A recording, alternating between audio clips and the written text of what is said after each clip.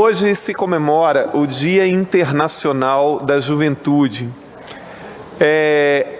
Eu já disse em outras ocasiões, a juventude é o maior patrimônio de uma nação. O maior patrimônio de uma nação não é o seu ouro, não é o seu petróleo, não é a quantidade de minério de ferro que possui. O maior patrimônio é sim a juventude. Por quê?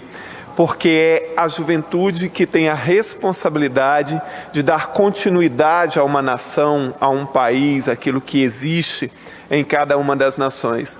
Por isso, como maior patrimônio de uma nação, a juventude deveria ser muito bem cuidada, com programas claros de políticas para a juventude, de educação principalmente de educação.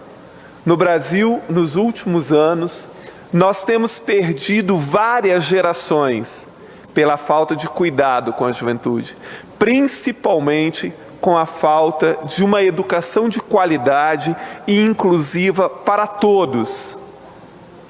Infelizmente, isso tem ocorrido. Uma vez, se eu não me engano, talvez eu esteja enganado com uma pessoa, mas eu acho que foi a ex-senadora Heloísa Helena, que uma vez teria dito que se o Brasil cuidasse de uma geração com qualidade, com educação, com políticas efetivas, esta geração adotaria o Brasil para sempre. E eu concordo muito com isso, porque à medida em que você cuidasse, imagine se todos os jovens hoje existentes no Brasil estivessem nas escolas e nas universidades com boa educação, o quanto esses jovens representariam para o futuro da nação em termos de empreendedorismo, de política, de tecnologia, de geração de emprego, de inovação.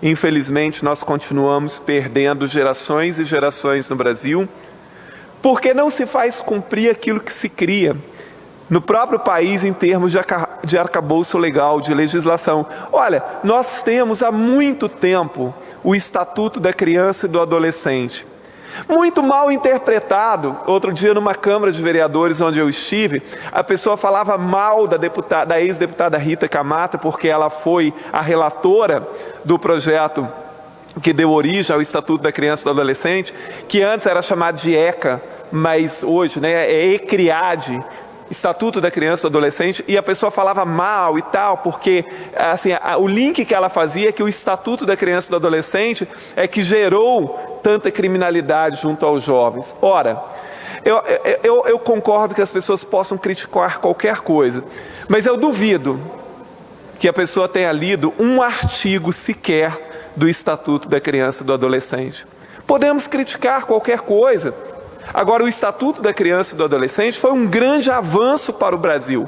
É uma das legislações mais avançadas do mundo em termos de proteção da criança e do adolescente, que se não for protegida, e proteção não significa acobertar. Proteção significa dar direito à educação, dar direito a uma política digna, a uma vida digna, para que esses jovens consigam dar continuidade e consigam melhorar o país. E o Estatuto da Criança e do Adolescente é isso. Não se trata de um estatuto que protege as crianças ou os jovens imiscuídos no crime. Mas, em grande parte, é aquilo que, se fosse garantido aos jovens e às crianças do país inteiro, nós não teríamos o volume que temos de jovens arrastados para a criminalidade, para o mundo das drogas e abandonados, como vemos tanto por aí. E depois foi aprovado no Brasil o Estatuto da Juventude, esse mais recente, salvo engano, no governo da Dilma Rousseff. Mas o que adianta estatutos e legislação quando não se cria mecanismos e infraestrutura para que se possa colocar isso em prática? O elementar do elementar, que seria garantir para os jovens e as crianças do país uma escola de qualidade, nós não conseguimos fazer. Aqui no Espírito Santo, só aqui, um estado muito pequeno, calcula-se em aproximadamente 60 mil jovens em idade escolar fora da escola. Segundo a LDB, a idade escolar obrigatória no país é de 4 a 17 anos, desde o ano de 2009, porque anterior a isso era dos 6 aos 14. E uma quantidade imensa de escolas são fechadas e não se vê política nenhuma para atrair esses jovens para dentro da escola e mantê-los. Então, assim, hoje nós temos pouco a comemorar em termos de políticas efetivas para a juventude. E como os especialistas dizem, né, nós temos que pensar a juventude, na verdade, falando no plural, as juventudes, porque você não tem uma juventude só, como se todos os jovens fossem iguais, tivessem acesso às mesmas coisas, vivessem nos mesmos lugares. São as juventudes, porque é verdade isso. Nós temos a juventude negra, a juventude pobre, a juventude abandonada. Então nós tínhamos que pensar sobre essa ótica e continuamos não pensando. E dentro dessa lógica também da educação, porque a educação não é só a formal, porque quando a gente pensa em educação, a gente pensa na educação formal, e claro, essa é a primeira, é a obrigatória, é a que está prevista em lei, aquela que deve ser oferecida pelas escolas e pelas universidades.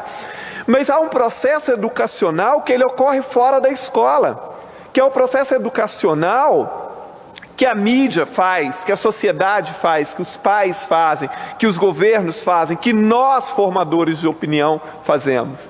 E aí, neste momento, eu me preocupo com a questão dos exemplos. O que nós estamos deixando como exemplos para as nossas juventudes?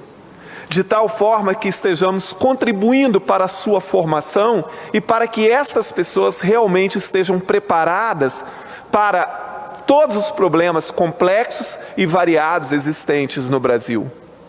Então, que tipo de exemplo nós deixamos em termos de civilidade, de humanismo, de constitucionalidade, de republicanismo, de respeito, de democracia, de crença no futuro, de moralidade?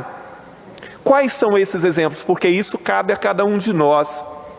É aquilo que eu falava quando eu estava na sala de aula. Não adianta um pai dizer para um filho, olha, fumar é algo prejudicial à saúde, e fumar na frente dos filhos.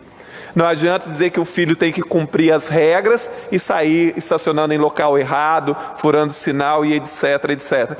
Assim, aquilo que a gente faz e fala tem uma repercussão junto à sociedade.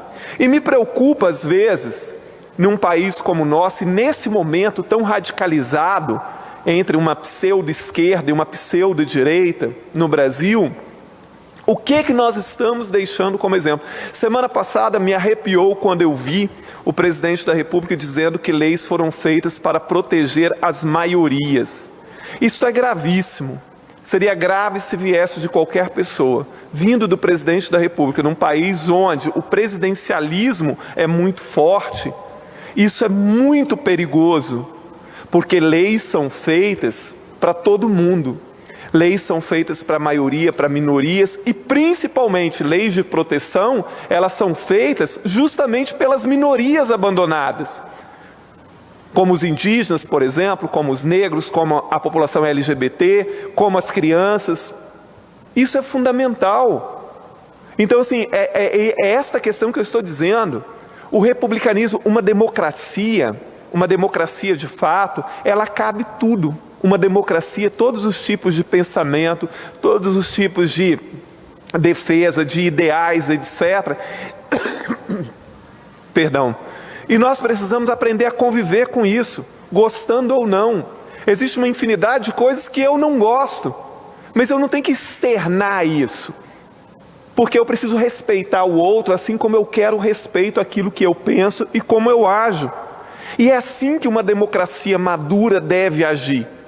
Respeitando o outro. O fato de você respeitar não significa que você aceita, que você concorda, que você está aplicando, que você está batendo palma. Respeitar é apenas respeitar o direito do outro de pensar diferente de você, de agir diferente de você.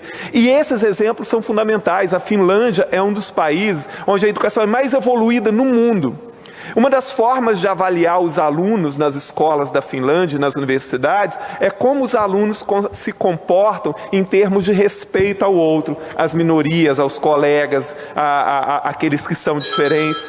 Isso é fenomenal, porque isso é civilidade, isso é educação, Isso é o preparo, efetivamente, para um país que pensa em realmente ter paz e progresso. Do contrário, nós podemos estar caminhando para o abismo. Muito obrigado, presidente.